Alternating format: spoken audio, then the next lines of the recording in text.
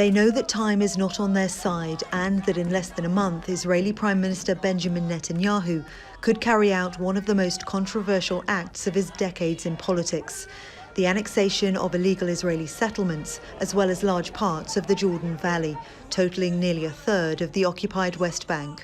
We are warning the Netanyahu government from the consequences of this annexation. We're saying that it will ignite the whole region and it will fuel the misery, the suffering, and the oppression of the Palestinian people. We're demanding Netanyahu and Trump administration to stop these insane and dangerous policies. Protesters from Arab and Jewish rights groups warn the decision to turn occupation into annexation in breach of international law would leave Israel's reputation in tatters. This is Netanyahu creating an apartheid system. Officially, it will not be able to be said in the future that Israel is a democracy. We're losing all our friends if we do it. We're losing all of our influence. The Trump administration has said it's ready to recognize Israeli annexation as set out in its so-called Vision for Peace.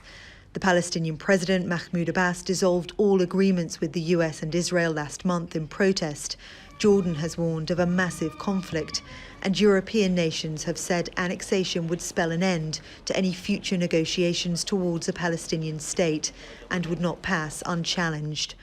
Former US Democratic presidential candidate Bernie Sanders offered his support to protesters via video link. The plans to illegally annex any part of the West Bank must be stopped. The occupation must be ended, and we must work together toward a future of equality and dignity for all people in Israel and Palestine. The US-Israeli annexation mapping team is due to have finished its work later this month, and Netanyahu can bring annexation to a vote in Parliament any time after July the 1st. These protesters say between now and then they'll do all they can to stop that from happening. Victoria Gatenby, Al Jazeera.